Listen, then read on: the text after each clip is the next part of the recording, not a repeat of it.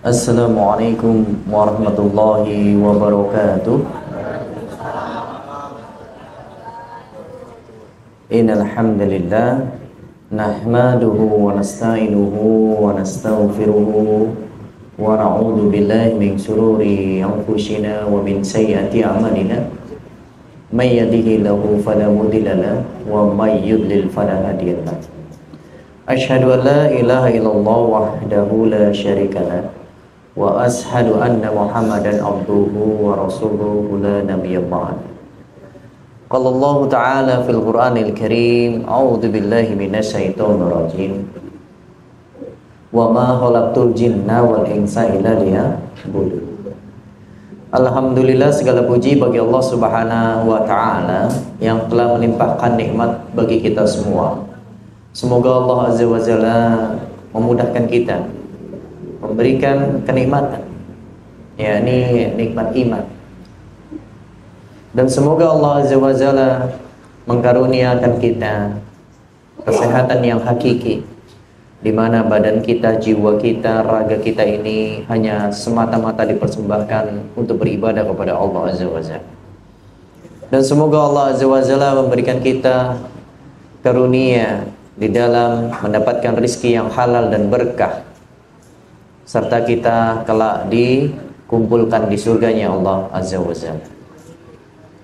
Salawat serta salam kepada junjungan Nabi besar Rasulullah sallallahu alaihi wasallam beserta keluarganya, sahabatnya, dan umat yang mengikuti beliau hatta yaumul qiyamah. Yang mudah-mudahan Allah perkenankan kita untuk bisa bertemu dengan baginda Rasulullah sallallahu alaihi wasallam dan mendapatkan syafaatnya. Amin ya rabbal alamin. Tapi Bapak Ibu yang dirahmati Allah, sahabat sekalian, gimana kabarnya pada malam hari ini? Alhamdulillah, masya Allah. Ya, kita harus mengetahui ya, min atsar ulama, ya, dari atsar ulama Abdullah bin Mubarak rahimahullah taala, beliau berkata, man azamu musibah ar-rajulu ay yu'allimu min nafsihi taqsiran summa la yuballi wa la yahzanu alaihi. Di antara musibah terbesar bagi seseorang adalah dia mengetahui kekurangan yang ada pada dirinya, akan tetapi dia tidak peduli dan tidak merasa sedih dengan kekurangan tersebut. Maksudnya apa? Di antara kita sebagai seorang hamba, seorang manusia, pasti memiliki kekurangan. Ya, ini apa? Ilmu di dalam menjalankan kehidupan ini. Ilmu di dalam beragama. Namun di antara kita, atau bahkan orang yang di luar sana, di antara umat, banyak yang tidak peduli walaupun dia memiliki kekurangan. Ditanya tentang Al-Quran, dia tidak paham. Ditanya tentang hadis, dia tidak paham. Ditanya tentang hukum-hukum Islam, apalagi.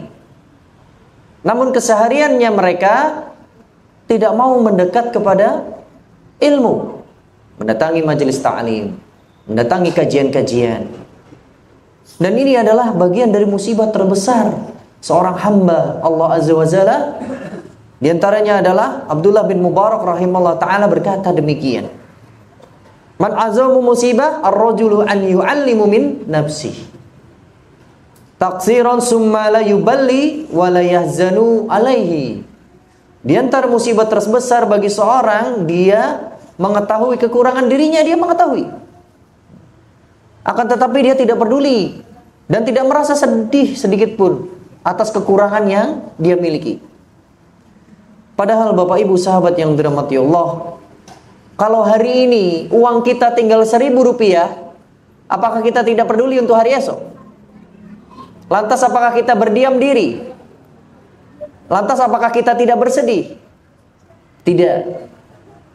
Tidak ada manusia yang seperti itu. Ketika kita tidak memiliki uang, pasti rasa sedih itu muncul.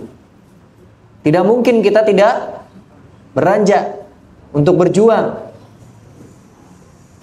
untuk berikhtiar agar besok kita bisa mendapatkan uang ataupun harta atau rezeki.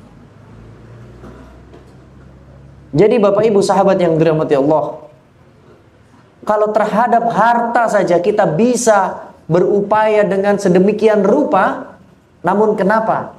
Dengan ilmunya Allah, dan itu pasti kelak akan mendapatkan kebaikan kita nanti di alam barzah, di kebaikan di akhirat. Tapi kita tidak mau mengejarnya. Nah, insya Allah pada malam hari ini kita akan memantaskan diri untuk menyimak tentang kajian dengan tema yang luar biasa, yaitu kekayaan bukan tanda kemuliaan dan kemiskinan bukan petunjuk kehinaan dari Allah Azza wa Jalla. Jadi bagi saat ini orang yang sedang diberikan kemudahan, kekayaan, harta yang melimpah, itu bukan karena Allah Azza wa Jalla memberikan kemuliaan kepada dirinya. Begitu juga dengan kemiskinan.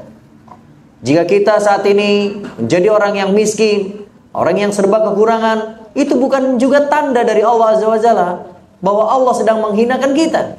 Bukan. Kita akan bahas pada malam hari ini agar kita menjadi orang yang paham, agar kita menjadi orang yang mengerti bagaimana kita menjalani kehidupan ini, karena syariat Islam dan syariat itu harus kita pelajari dan kita amalkan.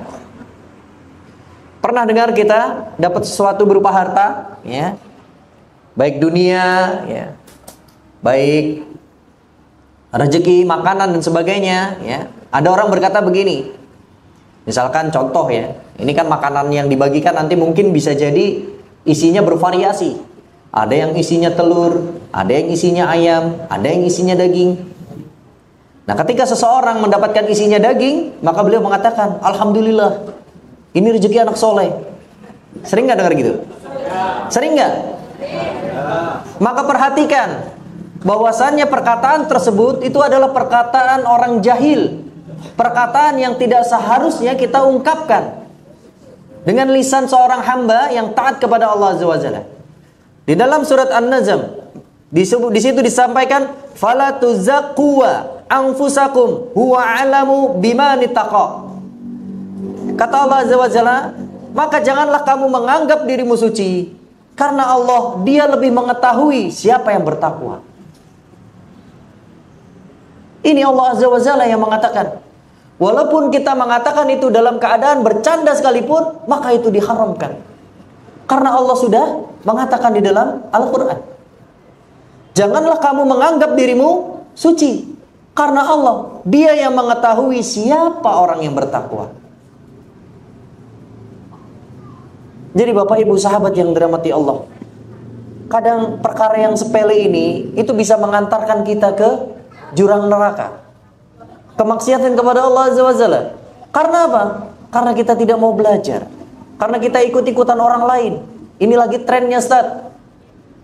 Lagi tren, masa nggak boleh begini begitu.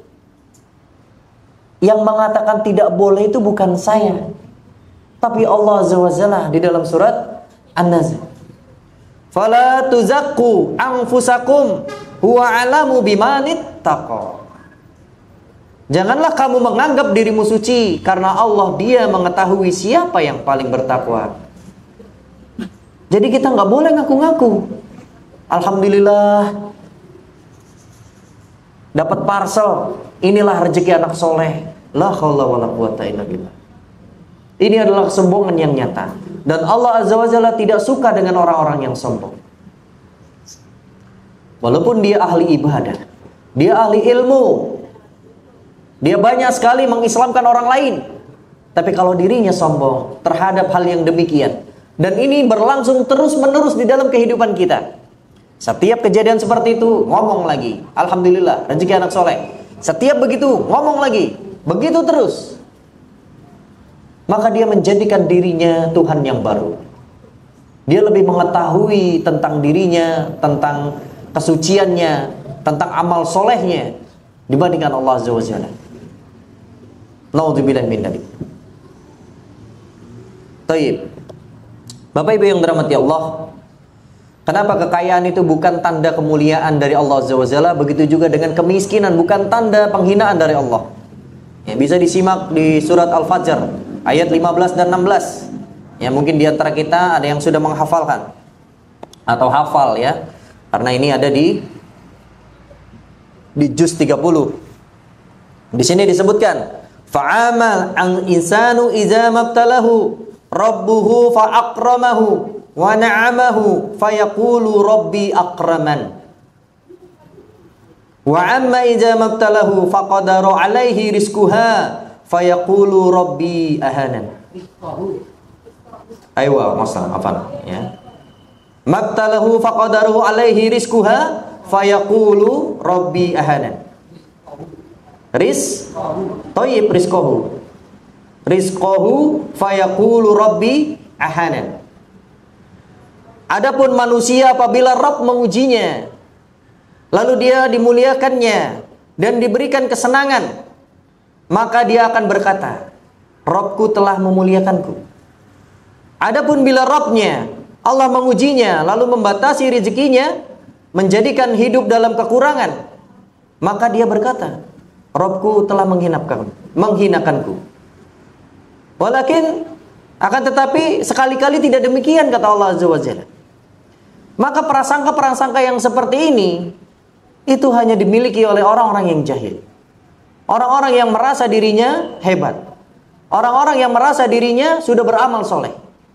Sehingga ketika harta ini datang kepadanya, dia merasa dia menjadi orang yang paling soleh. Orang yang paling dekat kepada Allah Azza wa Jalla.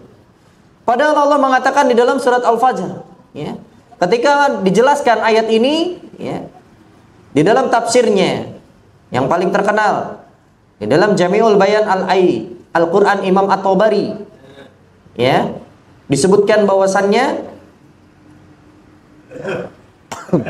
salah satu sifat bawaan manusia dan orang kafir yang tidak beriman kepada Allah Azza wa Jalla, dan nanti di hari kebangkitan orang-orang kafir mereka berjuang, ya, berjuang apa? Untuk mendapatkan hal-hal yang tidak dia dapatkan nanti di akhirat. Karena apa? Karena kehidupan di dunia sudah habis. Mereka berjuang siang dan malam demi kesuksesan dunia semata. Dia tidak pernah berpikir tentang akhiratnya. Dan kita sebagai umat muslim ini sering terjebak hal-hal yang demikian. Sering iri, dengki, ya, kepada orang lain, apa yang dimiliki orang lain. Dan bahkan mengomentari hal-hal yang tidak seharusnya kita komentari. Mencela hal-hal yang seharusnya tidak kita boleh cela. Mengkritik seseorang dan sebagainya. Ini adalah kehidupan duniawi yang begitu menggoda dan menghinakan diri kita. Dan limpahan kekayaan dalam pandangan mereka yang disebutkan di dalam surat Al-Fajr ini, ya, ini merupakan pertanda kemuliaan bagi orang-orang yang jahil. Dan dia meyakini itu. Ketika dia bergerak, berikhtiar kepada Allah Azza wa Jalla dengan berzikir, ya, Allahu Akbar, subhanallah, walhamdulillah, gitu ya. Tiba-tiba ada orang yang membeli dagangannya. Dia merasa, wah, terima kasih ya Allah. Berkat zikir saya, maka saya dimudahkan untuk didatangkan rezeki. Padahal kita tidak tahu apakah zikir yang barusan kita lakukan itu bagian dari pengantar rezeki atau penjemput rezeki. Atau bisa jadi dari doa orang tua kita, dari doa istri kita, dari doa anak-anak kita, atau doa orang lain yang pernah kita berbuat baik kepadanya. Kita tidak pernah mengerti. Tapi kita meyakini berkat zikir, berkat ibadah dan sebagainya, maka rezeki kita akan bertambah. La haula wala quwata illa billah. Bapak Ibu sahabat yang dirahmati Allah, kalau kita bisa lihat kenapa orang-orang yang rajin sholat, yang rajin puasa, rajin sholat malam, lalu kekayaan tidak datang kepada dirinya. Karena memang mereka menjalani itu bukan untuk kekayaan. Mereka menjalani itu karena ketakwaan mereka. Berbeda bagi orang-orang yang di luar sana, yang mereka mendapati ataupun melakukan kegiatan-kegiatan ibadah, sholat duha, qiyamul lail, zikir pagi petang, saum, Senin dan Kamis. Lalu dia pamerkan, berkat saya melakukan ini selama 40 hari, 60 hari, alhamdulillah, saya bisa dapat rumah seharga 2 miliar. La haula wala quwata illa billah. Ini bukan ajarannya Rasulullah sallallahu alaihi wasallam. Allah dan Rasulnya tidak pernah apa? Tidak pernah mengajarkan hal yang demikian. Tidak ada satupun dalil dari Rasulullah sallallahu alaihi wasallam yang disampaikan persis seperti ini, tidak pernah ada. Jadi kalau Bapak Ibu sahabat sekalian diajak oleh komunitas-komunitas, kelompok-kelompok yang demikian, maka segera tolak. Ini adalah bagian dari penyimpangan terbesar. Dan ini bagian dari penistaan agama. Kenapa demikian? Karena penyimpangan ini menjadikan alat, ya, ibadah dijadikan alat untuk apa? Untuk mencari kekayaan. Nanti kalau misalkan ada seseorang yang datang, ya, dia sudah menjalankan kegiatan ini selama 40 hari, 60 hari, tapi tidak juga diberikan kekayaan, ya, maka yang terjadi apa? Yang terjadi kelompok tadi akan menyalahkan. Kenapa? Ibadahnya salah, kurang ikhlas, ya kan? Apalagi kurang sedekah. La haula wala quwata illa billah. Padahal amalan-amalan yang seperti ini itu adalah amalannya orang kafir. Ya, dan salah satu bawaan manusia yang disifati oleh orang kafir. Sebagaimana Allah Azza wa Jalla berfirman tadi, fa'amal insanu idza mabtalahu rabbuhu fa'akramahu wa na'amahu fayaqulu rabbi akraman. Adapun manusia apabila Rabbnya mengujinya lalu dia dimuliakannya dan diberikannya kesenangan, maka dia akan berkata, Rabbku telah memuliakanku. Pada ayat ini Allah Azza wa Jalla mengingkari manusia yang memiliki keyakinan jika diberikan keluasan rezeki, harta, benda, dunia, itu pertanda bahwasannya itu adalah bagian dari penganugerahan dari Allah Azza wa Jalla atau kemuliaan bagi dirinya. Karena faktanya tidak demikian. Akan tetapi merupakan ujian dan cobaan bagi orang-orang yang diberikan harta. Itu yang utama, ya.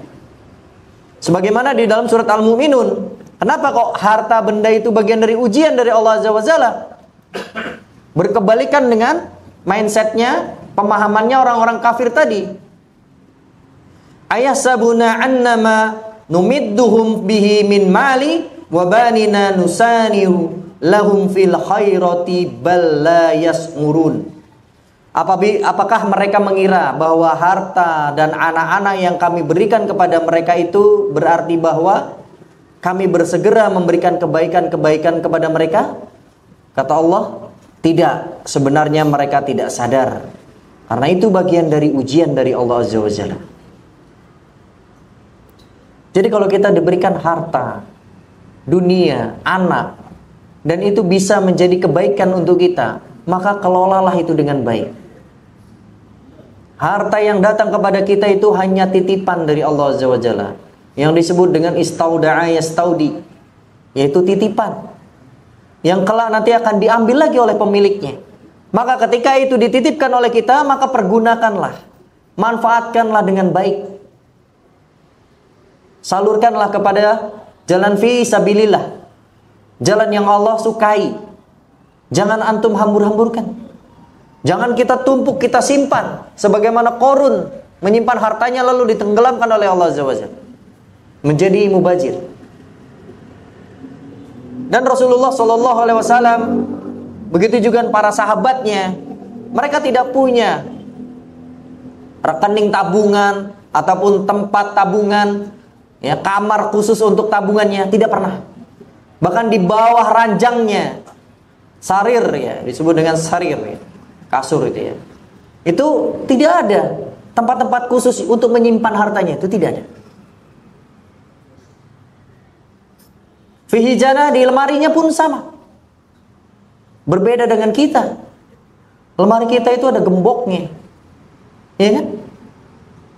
Ada kotaknya khusus. Ada nomornya digital, ya. Nanti kalau mati lampu bingung. Kita punya nomor rekening banyak sekali. Ini untuk orang tua saya, ini untuk saya, ini untuk istri saya 1, istri saya 2, istri saya 3, gitu ya Pak ya. Nah, 3 aja cukup dulu ya.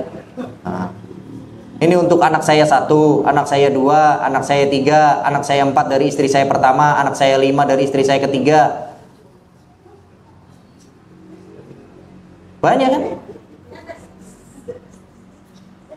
Begitu juga dengan para istri yang saat ini mungkin menjadi pedagang online.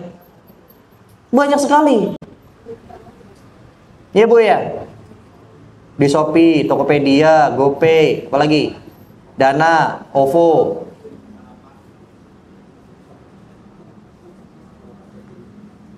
Dan ini tidak dianjurkan di dalam syariat Islam.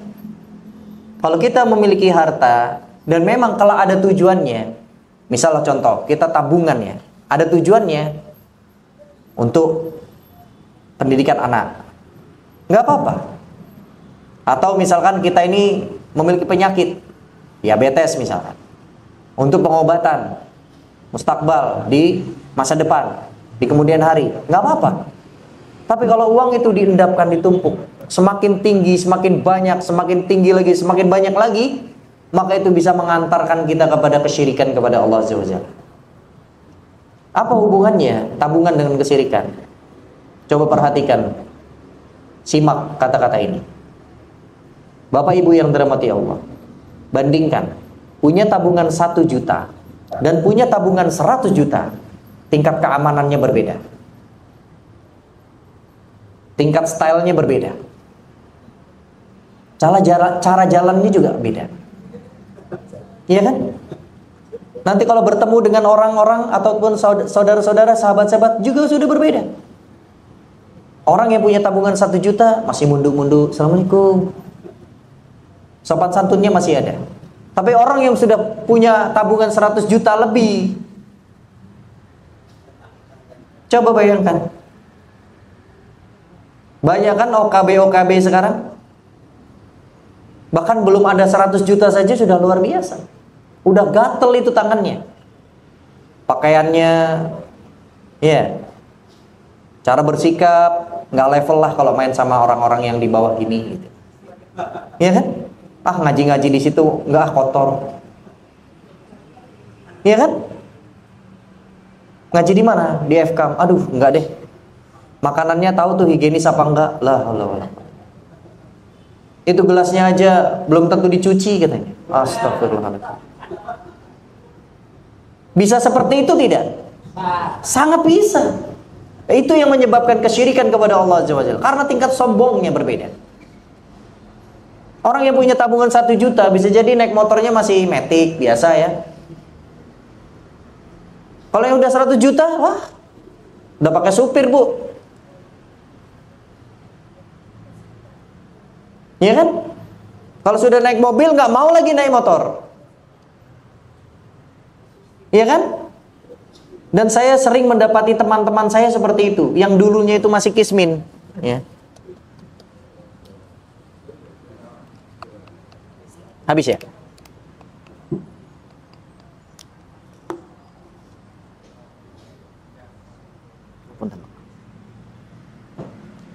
Zaman dulunya itu masih kismin, Pak Bu. Ya. Kalau ke rumah saya itu sering naik motor itu. Kadang sama istrinya, kadang sama anaknya. Minta informasi lah peluang-peluang usaha gitu, yang hal gimana, yang berkah gimana. Sering bertanya tuh. Lambat laun sudah meningkat, punya mobil, punya rumah. Udah jarang ke rumah saya, Bu. Ketemu di jalan, Pak Ustaz, sehat, udah gitu. Karena apa? Karena dia sudah merasa punya. Kaliber ustadznya sudah beda, kelasnya udah nasional. Kalau kita kan kelas kampung nih ya, gitu ya. Kampung mana nih? Kampungan apa enggak ini? Kan gitu. Sudah beda. Itu serius. Tapi di sisi lain, Bapak Ibu yang dirahmati Allah, ketika Allah uji dengan kejatuhan lagi, kebangkrutan, permasalahan dalam bisnisnya, datang lagi Bu. Datang lagi Pak. Lantas apa yang saya lakukan? Kalau saya orang jahat, saya tolak. Ya, mau gimana lagi? Duduk. Nih Ustaz, kemarin dapat proyek. Alhamdulillah 23 miliar Ustaz. Iya. Tapi sekarang hancur semua Ustaz, saya ditipu. Setelah saya deal A, deal B dengan investor, uangnya dibawa kabur. La haula wala quwata illa billah. Terus saya suruh ngapain? Ya kan? Suruh doain, ya enggak? Ustaz doain Ustaz, dan itu. Saya mau taubat Ustaz, gitu. Lihat aja nanti. Dan saya mengelola orang yang dulu pernah kena riba, jatuh, bangkit lagi. Ya, bangkit berhasil, lalu sekarang main riba lagi. Jatuh lagi. Datang lagi, itu sudah 4 kali, Pak. Dan itulah manusia.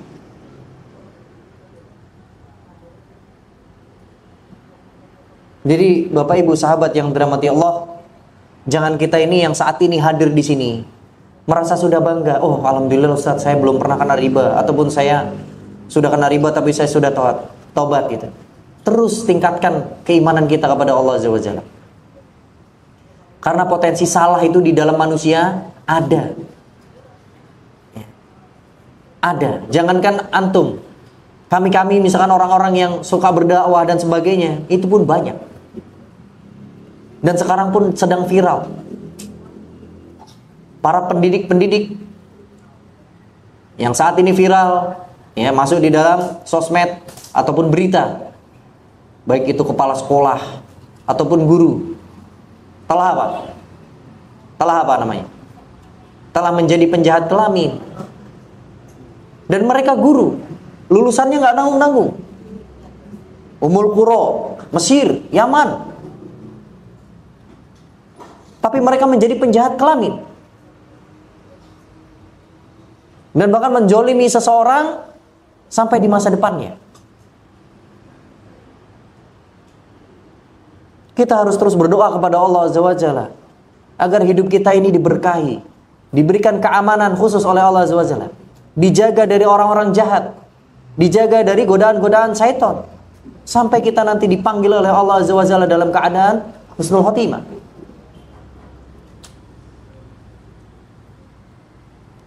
Lalu yang berikutnya, pada ayat berikutnya, fa'amma idza mabtalahu faqadaru alaihi rizquhu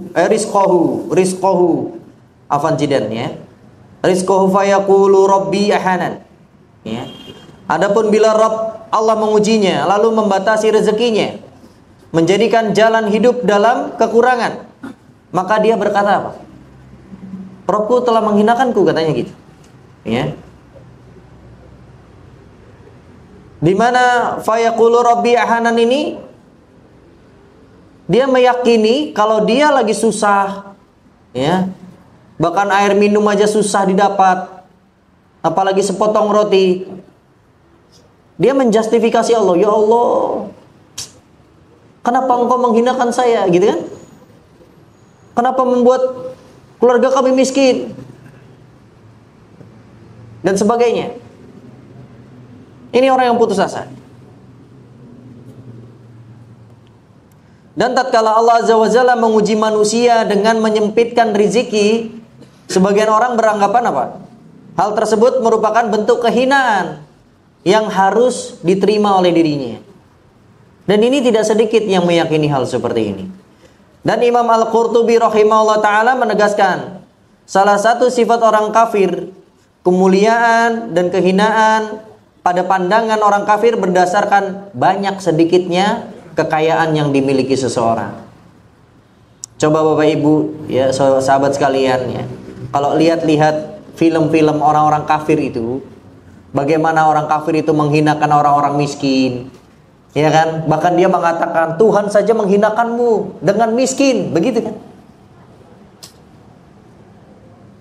Ya, coba tonton tayangan-tayangan orang kafir itu. Mereka itu lebih ngeri dalam mencela sesamanya. Mereka mengatakan apa?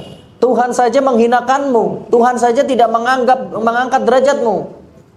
Kamu dibikin miskin, katanya. Seperti itu.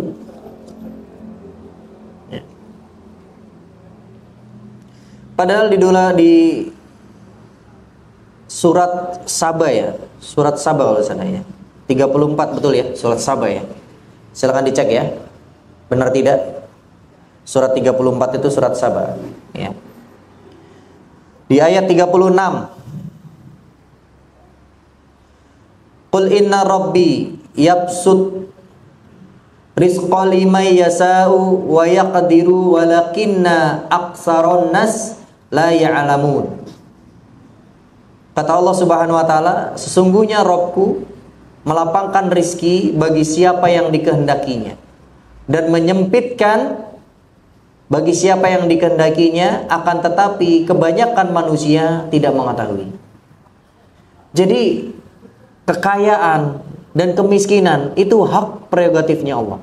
Dan itu bukan tanda orang itu dimuliakan dan dihinakan, bukan. Itu haknya Allah Azza wa Jalla.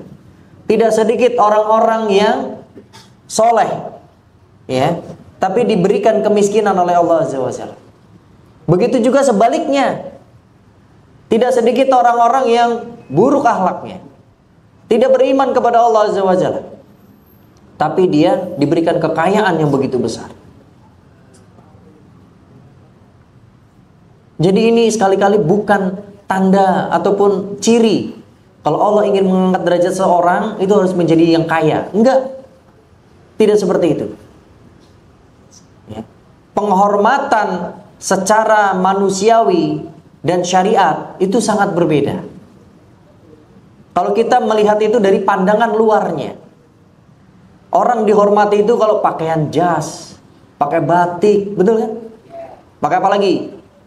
Sorban misalkan, pakai gamis, itu orang tuh langsung hormat gitu, langsung banyak mau mendekat. Apalagi mereka bawa amplop gitu ya, bagi-bagi kita. Waduh,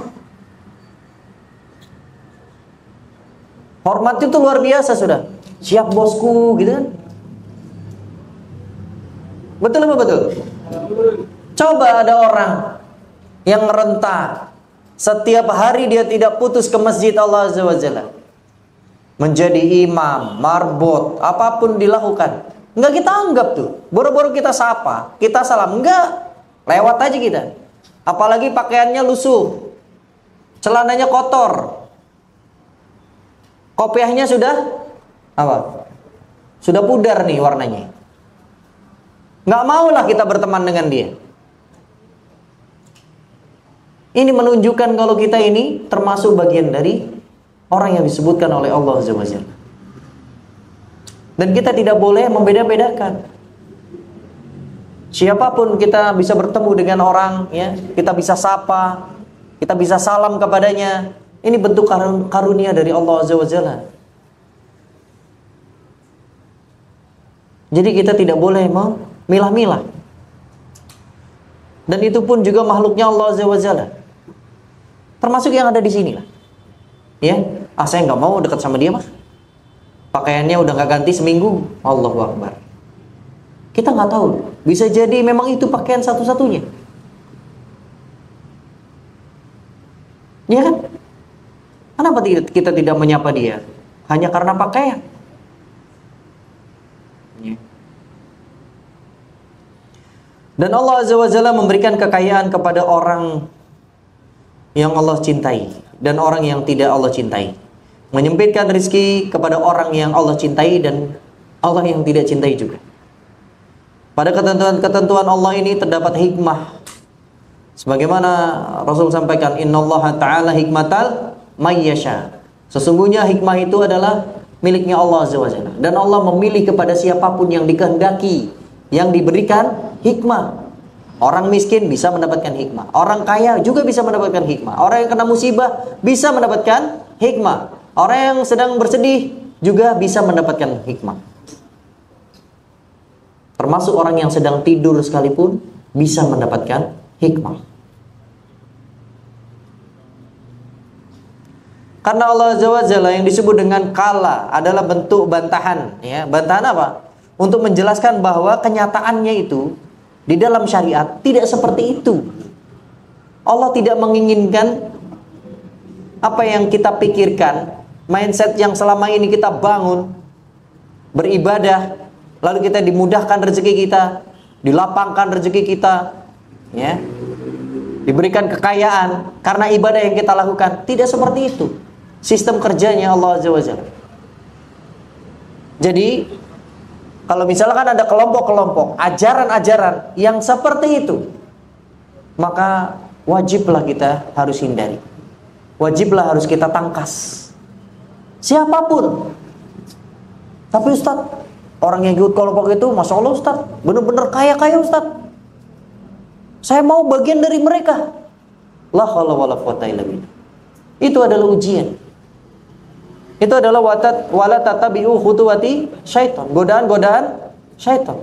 Enggak boleh kita mengikuti hal yang demikian. Belum lagi nanti ada ritual-ritualnya khusus. Kalau kita tidak berhasil mendapatkan 100 juta pertama di bulan pertama, targetnya itu. Jalankan ini zikir pagi petang selama 1 bulan. Lihat nanti keajaiban dari Allah Azza wa Jalla. Subhanallah.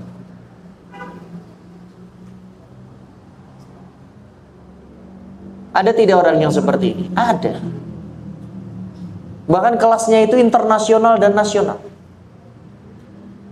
Bu, mau nggak dapat rezeki dengan cara langit katanya. Gimana dengan cara langit? Terbang ke sana, panggil buruknya, tinggal jalanin. Kita melakukan sunnah Rasul, ya. Pertama kata dia, sholat fajar.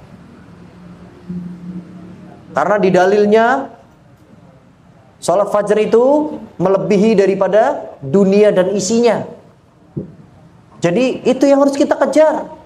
Pantasan hidup kamu gini-gini aja, rumah gak punya, mobil gak punya, ya kan? Motor minjem, anak ingusan, aduh, pokoknya dah. Karena kamu gak ngelakuin itu, katanya begitu. Jadi motivasi yang terbesar kita taat kepada Allah itu karena dunia, bukan karena kesadaran kita sebagai seorang hamba yang sudah diberikan akal, diberikan penglihatan, pendengaran, kehidupan yang normal. Bukan karena itu. Bukan karena rasa syukur kita takwa kepada Allah. Tapi kita berharap apa? Berharap dunianya Allah Azza wa Jalla. Dan ini kesalahan yang besar.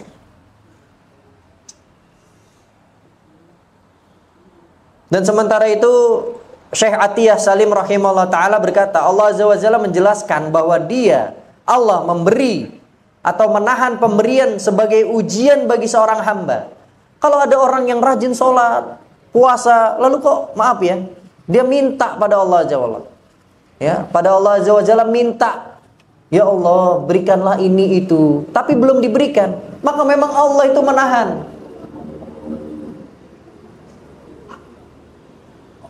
Di dalam surat Al-Anbiya ayat 35, tiap-tiap yang berjiwa akan merasakan mati.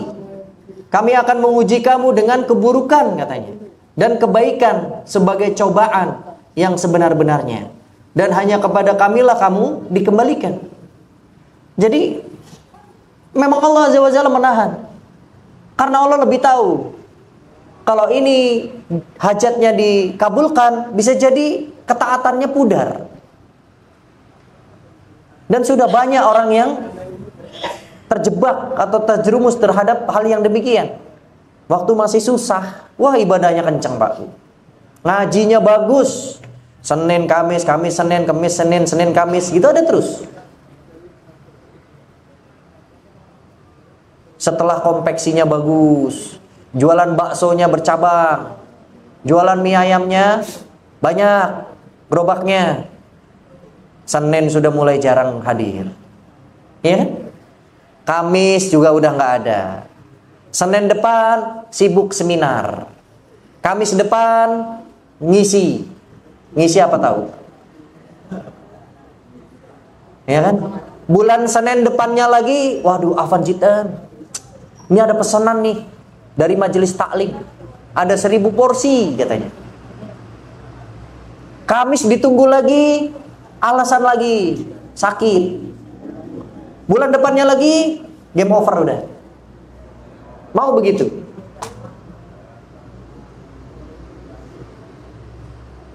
Jadi itulah kehidupan manusia. Dan bahkan kenyamanan, kenikmatan pada orang-orang yang tadi sedang diazab oleh Allah, sedang diistidrajkan kepada Allah, dari Allah Azza wa Jalla kepada mereka, mereka nggak sadar waktu itu bergulir cepat. Coba aja kalau nggak percaya. Sibukkan dirimu dengan dunia.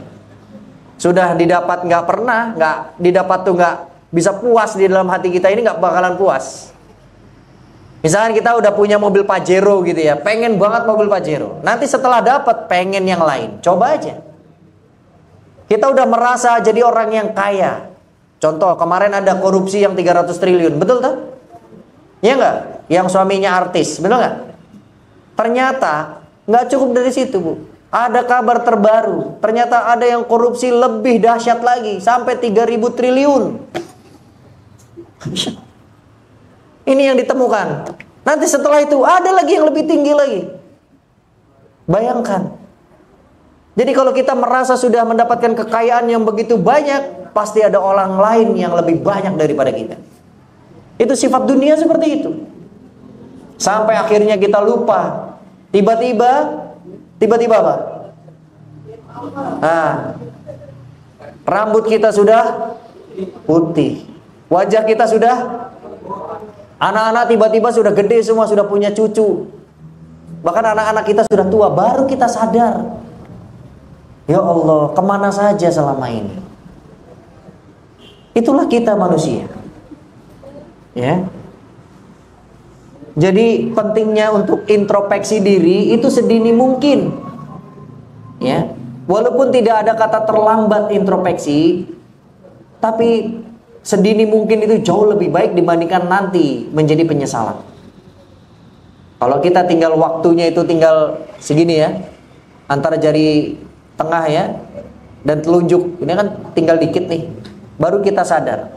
Kalau sekarang kan masih jauh nih ya, tuh antara jempol dan kelingking kan masih jauh. Lebih baik yang ini. Kita introspeksi diri kepada Allah Azza wa Jalla, perbaiki hubungan kita kepada Allah, ikhlaskan diri. Karena belajar sabar dan ikhlas itu sangat susah. Sangat-sangat susah. Dan bahkan rasa syukur yang kita miliki itu lebih baik dari dunia dan seisinya. Kenapa demikian? Karena orang-orang yang kaya, orang-orang yang diberikan harta lebih, itu sulit untuk bersyukur. Sangat sulit. Karena mereka merasa punya, merasa mampu. Jadi rasa syukur itu harus kita beli, Pak, Bu. Wajar kalau rasa syukur itu sering dimiliki oleh orang-orang miskin, karena mereka beli rasa syukur itu dengan hartanya. Jadi sahabat Bapak Ibu yang dirahmati Allah, kalau saat ini kita dibagi-bagi makanan, ya, lalu kita mendapatkan hal yang mungkin, ya Allah, alhamdulillah dapat telur, walaupun teman saya dapat ayam, dapat daging, itu rasa syukurnya ada. Tapi bandingkan kalau kita punya uang, ya telur, nggak ada, udah makan aja. Saya beli aja tuh nasi padang di depan, atau tuh ada yang di depan, nggak ada rasa syukurnya, Pak. Dan itu sering kita dapati di dalam kehidupan kita. Makanya latihan sabar. Walaupun di rumah kita punya berlian, punya emas, sering-seringlah kita naik motor, mengunjungi tetangga kita, saudara kita, ya, natazawat, ya, jalan-jalan ke orang-orang yang di bawah kita. Karena Rasulullah Shallallahu Alaihi Wasallam itu menganjurkan demikian. Kita harus sering-sering melihat yang di bawah, agar kita menjadi orang yang bersyukur.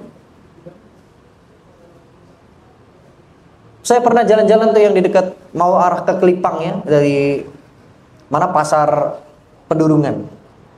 Ada satu warung kecil gitu ya, jualan pop ice. yang layani suaminya seorang ayah gitu dengan anaknya 3.